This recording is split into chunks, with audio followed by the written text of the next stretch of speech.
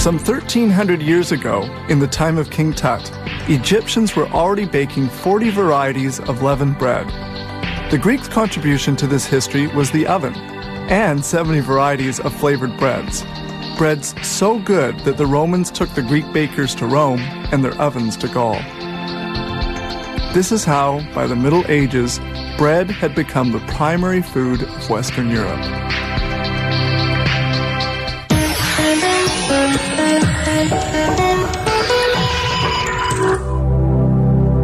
Multigrain bread is made from several ingredients, such as flaxseed, buckwheat, soya, and millet.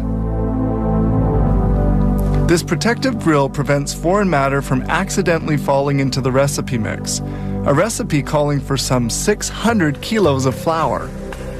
The ingredients, ground in a mill, are kept in these 36 enormous containers.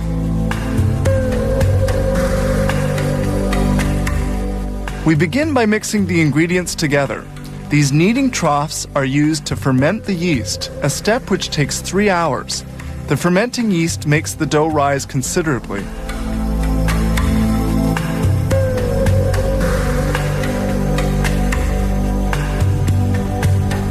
This huge mixer kneads the dough for about 8 minutes.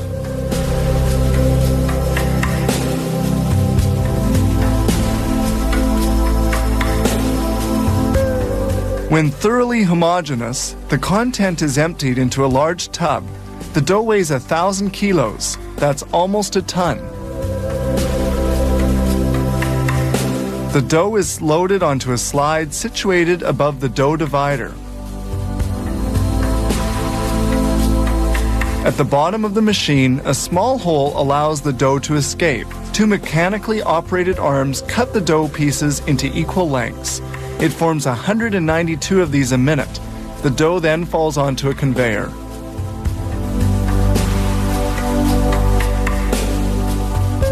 Here, dough pieces are rolled into balls, which can be more easily worked. The dough balls are floured to prevent them from sticking during their transport and when they're molded. Here the balls of dough leave the divider and go to the molder. During transport, the dough can rest, allowing the yeast to act.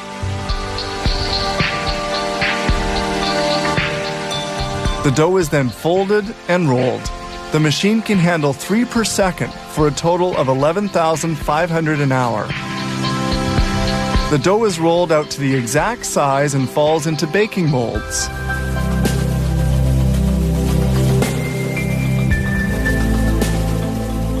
Here we see the making of hot dog rolls. These little dough balls have to be shaped lengthwise and fermented before molding.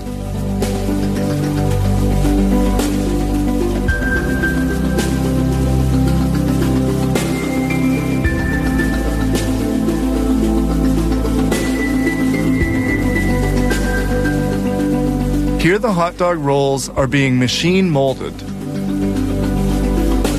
Dough pieces must not touch one another, so they're spaced apart by a small mechanical arm. Now we go back to multi-grain bread production. Squatted down at the bottom of the molds, the dough pieces go into the prover, where they rise for an hour at 42 degrees centigrade and at 70% humidity. Then they bake for 20 minutes at 255 degrees.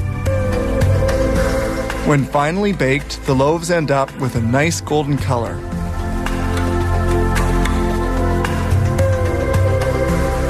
A vacuum system draws the loaves from their molds. They're then placed on a conveyor to cool.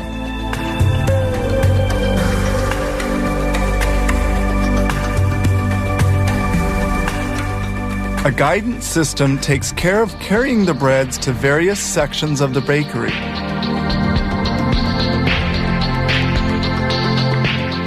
When well cooled, breads go to the slicer, which cuts 65 loaves a minute. They are sliced by 2-meter wide and 40 centimeter long steel saw blades. These blades are changed every 2 weeks.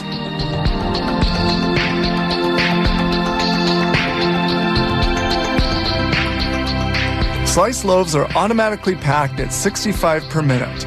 They're now ready for shipping. Some 5.5 hours have passed between preparation of the dry flour and packaging of the baked bread.